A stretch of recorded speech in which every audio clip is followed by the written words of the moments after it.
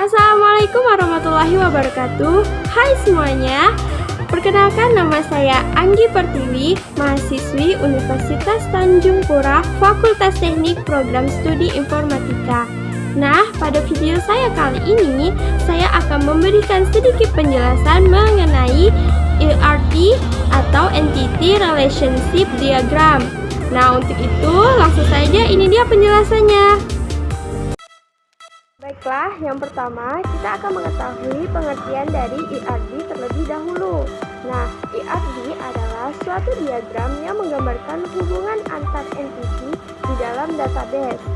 ERD ini digunakan untuk memodelkan struktur data dan hubungan antar data.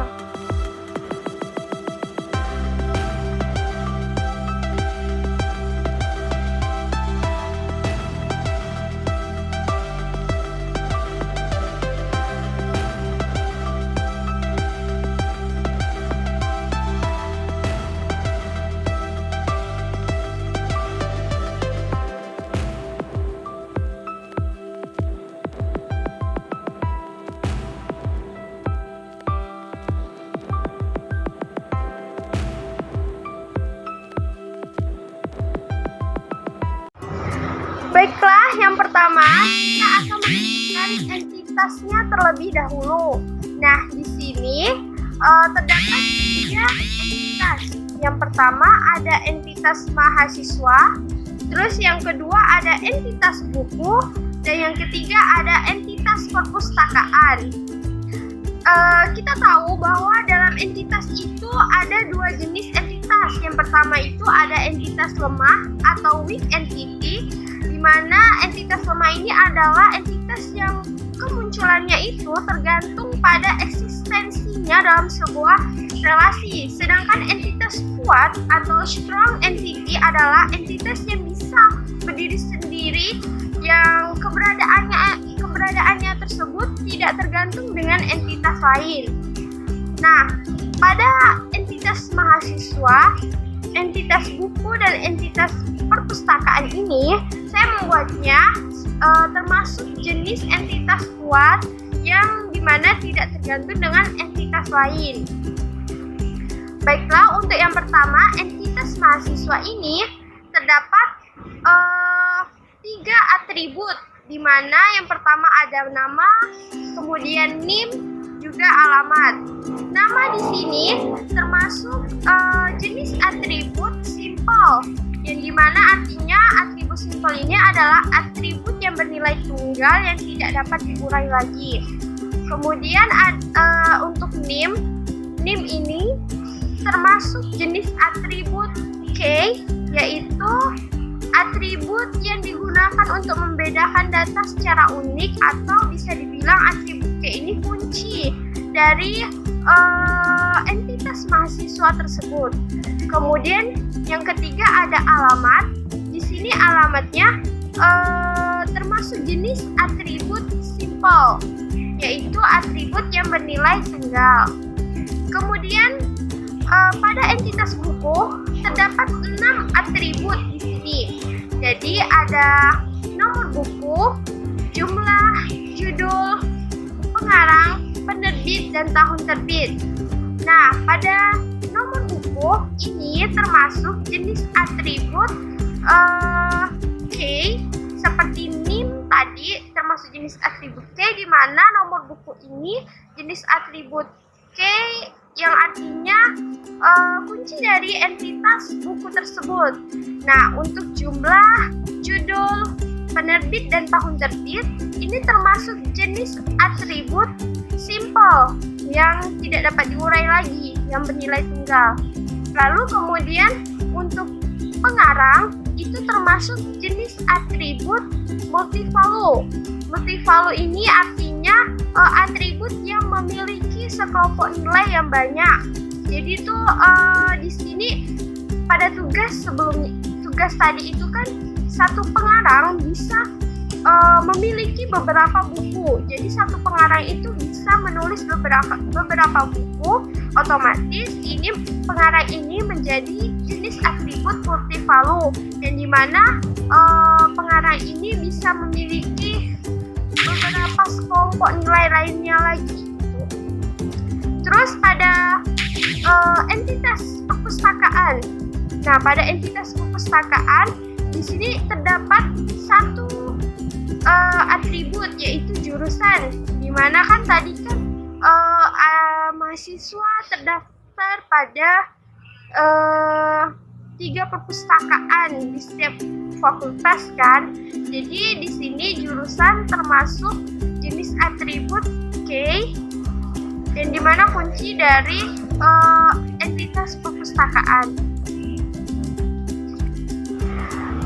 Nah, setelah tadi kita menentukan entitasnya, selanjutnya kita akan menentukan relasinya.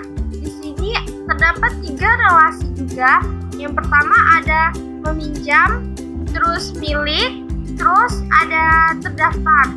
Nah, pada relasi meminjam ini terdapat 3 atribut.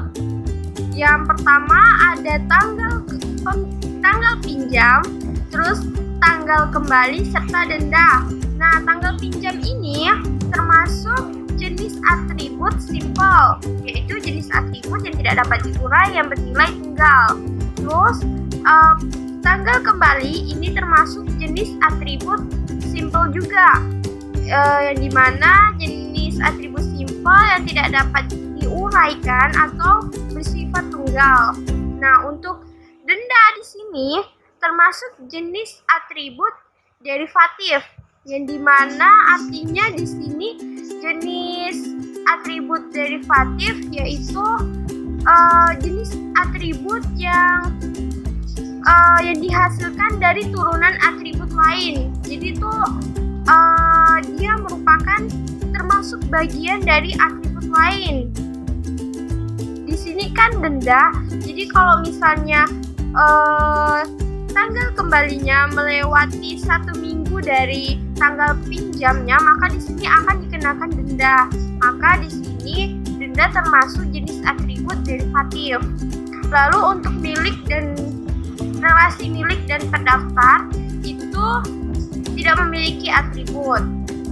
Nah, pada relasi meminjam di sini derajat relasinya yaitu binary, termasuk jenis binary, dimana sebelumnya saya udah jelaskan jenis-jenis dari derajat relationship atau derajat relasi, dan dimana ini untuk relasi meminjam termasuk binary karena pada relasi meminjam ini menghubungkan 2 entitas. Makanya dia termasuk binary. Begitu juga dengan relasi milik dan relasi terdaftar, itu termasuk jenis derajat relasinya termasuk jenis binary juga, karena mereka pada milik, relasi milik dia menghubungkan 2 entitas yaitu buku dan perpustakaan. Sedangkan relasi terdaftar itu menghubungkan 2 entitas yaitu mahasiswa dan perpustakaan, dan yang relasi meminjam tadi itu menghubungkan dua entitas yaitu mahasiswa dan buku. Pada relasi meminjam ini antara mahasiswa dan buku ini terdapat kardinalitas, yaitu jenis kardinalitasnya many to many, karena yaitu many to many itu yaitu hubungan banyak ke banyak. Jadi di sini kenapa many to many? Karena mahasiswa ini dapat meminjam buku yang banyak, tidak hanya satu, meminjam buku yang banyak, meminjam beberapa buku pada perpustakaan. Jadi makanya di sini many to many, karena mahasiswa itu kan tidak hanya meminjam satu buku, nantinya tentunya dia akan meminjam beberapa buku gitu. Terus pada relasi milik ini itu kardinalitasnya 1 to 1, yaitu hubungan 1 ke 1. Jadi sesuai dengan deskripsi pada tugas tadi, buku yang sama itu hanya ada di satu perpustakaan. Jadi di sini tuh buku di sini yang sama, jenis buku yang sama pasti hanya ada di perpustakaan. Makanya di sini jenis kardinalitasnya one to one. Terus untuk relasi terdaftar itu termasuk jenis kardinalitasnya termasuk one to many, yaitu hubungan satu ke banyak. Karena di sini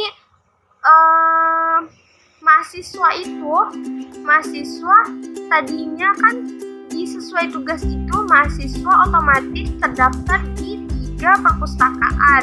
Sedangkan perpustakaan pastinya untuk mahasiswa itu sendiri pastinya mereka tidak mungkin orang yang sama akan terdaftar 2 kali di satu perpustakaan. Pastinya 1 kali aja terdaftarnya. Jadi makanya di sini one to many.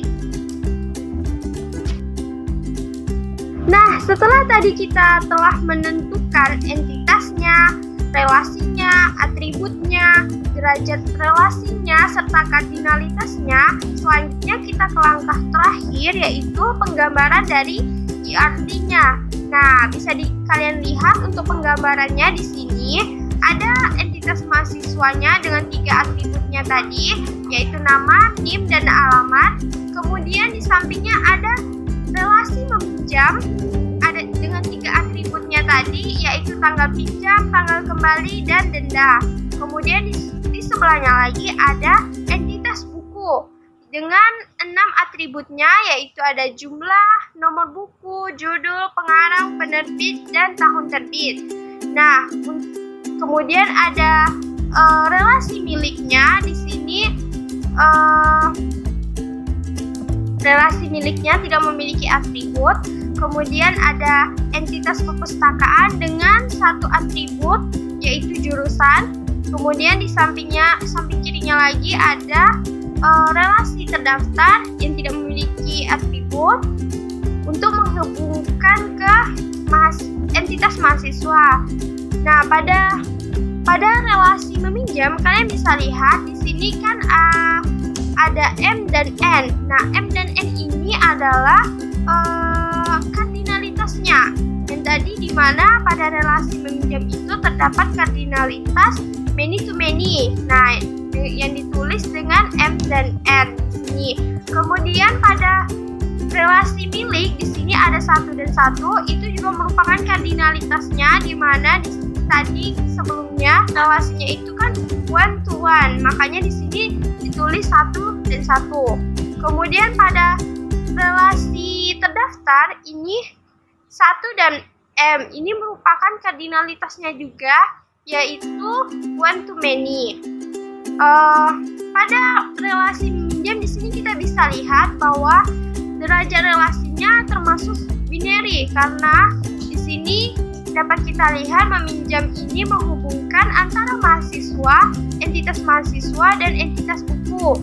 Begitu juga dengan relasi milik, ini termasuk ke dalam derajat relasinya termasuk ke dalam binary, karena menghubungkan juga 2 entitas, yaitu entitas buku dan perpustakaan di sini.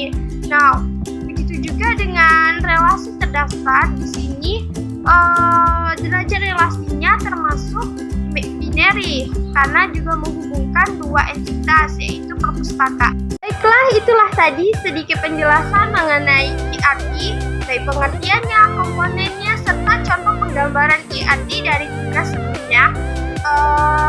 Terima kasih atas partisipasinya dalam menonton video ini. Semoga apa yang saya jelaskan tadi dapat bermanfaat bagi kita semua, terutama diri saya. Jika ada kesalahan baik dalam perkataan maupun kekeliruan dalam penjelasan, mohon dimaafkan. Sekali lagi terima kasih. Sampai jumpa lagi. Wassalamualaikum warahmatullahi wabarakatuh.